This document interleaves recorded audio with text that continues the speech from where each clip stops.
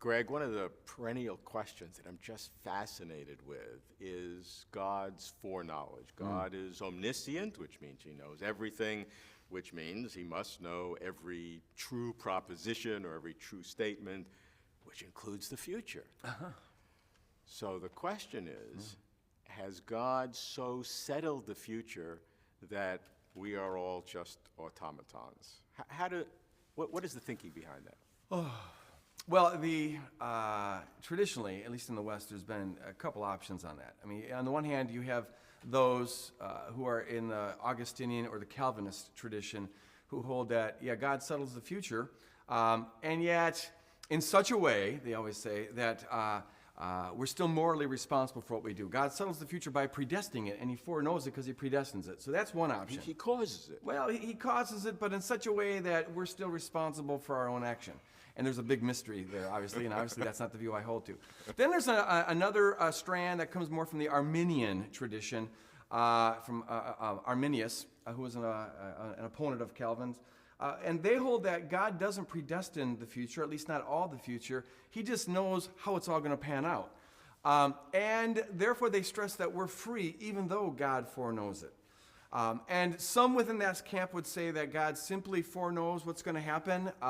He just sees it all there, but it doesn't really give him any advantage in changing the future. And then others, especially those who come from Molina, and it's called Molinism, they would argue that God knows not only what's going to happen, but all the things that could happen, and he chooses from among all the things that could happen, that which he wants to happen. So he doesn't, in a sense, he predestines it, but he predestines on the basis of how he sees we would have acted in every conceivable situation. You follow that? Yeah, but I think you're distinguishing between could and would, and the Molinist position is would. What would free agents do if given any sort of circumstance? It's all certain to God. God knows exactly. If you were born as a pharaoh in 1346 BC in Egypt, he knows exactly how you'd behave. Under every circumstance. In every circumstance. And so he looks at all the possible Roberts there are out there in every possible world and chooses the Robert that he wants in combination with the Greg that he wants in combination with the world that he wants. So he gets the best of all possible worlds given how free agents act in every conceivable universe. And that's the Molinism. Molinism. Okay. So you've got the Calvinist view, you've got the predestination, simple foreknowledge view, just knows the just future. Knows it. The Molinist view where he knows all the woods, the wood counterfactuals. And then you have another view, and this is the view that I espouse, and it's called the open view of the future, or sometimes it's called open theism. And this view holds that God is omniscient. God knows all of reality exactly as it is, with perfect accuracy.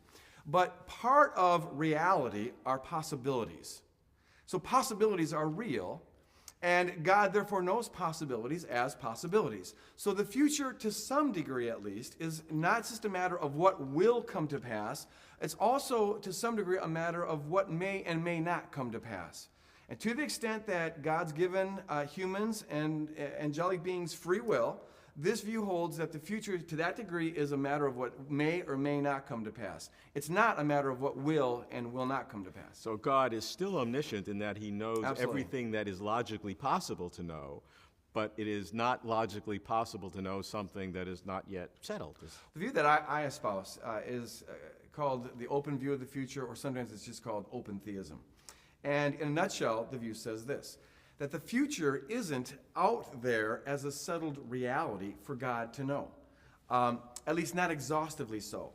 Rather, we agree that God is omniscient. God knows all things. God knows reality exactly as reality is with perfect accuracy. But where this view is distinct is it holds that part of the furniture of reality, if you will, is our possibilities. That when God created this world, because he created it with some free agents, the future is to some degree a matter not of what will or will not come to pass, but rather to some degree a matter of what may and may not come to pass.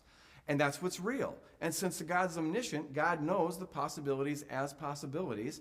And so the future to that degree is open. It's open to possibilities. So whereas like Molinism would say that God knows what you would do in every conceivable situation, the open view would say, no, that's not part of the furniture of reality. God knows what you may and may not do in any conceivable situation.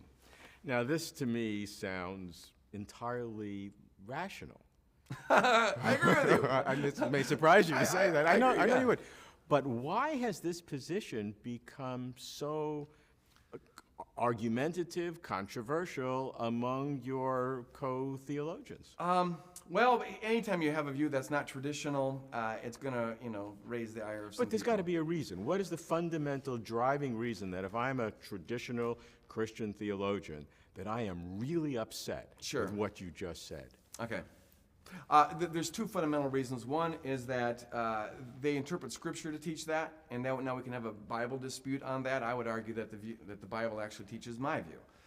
The other thing that really motivates, energizes this issue, I think, is that there's a fundamental assumption that if God doesn't know the future as a settled reality, exhaustively as a settled reality, then God can't promise to bring good out of evil. Things might happen to you that take God by surprise. And so there's this assumption that God loses a providential advantage if he doesn't foreknow the future as a settled reality. Now, I think that may make being God more fun. Well, yeah, see, it takes away the adventuresome side of God, and I think that's an important attribute of God, the risk-taking, adventurous God. But on the other hand, I think it's really a mistake to think that God can't come through on his promises to bring good out of evil simply but because he knows the future to some degree as a possibility. You and I worry about the future to the extent that we are not certain of what's going to happen. To the extent that we have to think about possibilities as opposed to a certainty, we have to spread our intelligence thin to cover the possibilities. But see, if God has unlimited intelligence, which all parties in this discussion agree with, then God could anticipate each and every one of a trillion possibilities to the trillionth power, each and every one as though it was the only possibility. Because God doesn't have to spread his intelligence thin to cover the possibilities. So for a God of unlimited intelligence, there's no functional difference between anticipating a possibility and anticipating a certainty. And so I believe that it's really a mistake on the part of some to get worried with the idea that God anticipates a partly open future. They're really, without knowing it, they're limiting God. And if you just have confidence in God's intelligence, you don't need to worry about the fact that some of the future is open to him. And why does that concern people if the future is open? That means God can't deliver his promises? That's what they think? Yeah, well, you have verses like Romans 8:28 that says, in all things God's working together for the better for those who love the Lord and are called according to his purposes. And what a lot of Christians think is this: well, look, if he doesn't foreknow the future as a settled reality, then he can't follow through on that promise. How does he know that he can bring good out of evil? And what I would say is this, that whatever happens, God has been anticipating that very possibility from the foundation of the world as though it had to happen. Just like the tradition says. It's just that God is so smart. He doesn't need to foreknow it as a certainty in order to anticipate it as though it was a certainty. He knows all the possibilities. He knows every possibility. And does he statistically weight them to which is more logical or likely? If part of the furniture of reality are probabilities, if probabilities are objectively true, then an omniscient God would know exactly what those probabilities are.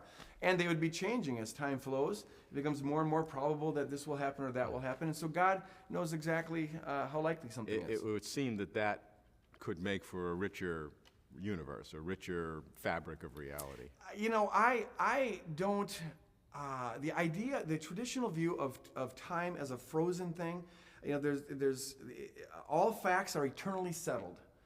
That strikes me as among other philosophical problems, boring. There's no creativity in that. There's no adventure. There's no risk. The Bible teaches that we're made in the image of God. And part of what makes life full for us is a sense of adventure and risk, and that we genuinely contribute to reality. We have say-so. We genuinely make a difference. And it strikes me that if everything I will ever do in the future and that you will ever do in the future is eternally settled, the facticity is out there from all eternity, well then there's nothing that the flow of time really contributes. It's just all settled. And it's like God watching a movie for the 10 billionth time. There's nothing of interest that happens. I find the open view to be a lot more biblical, a lot more true to our experience, but also a lot more beautiful. It makes our life really significant.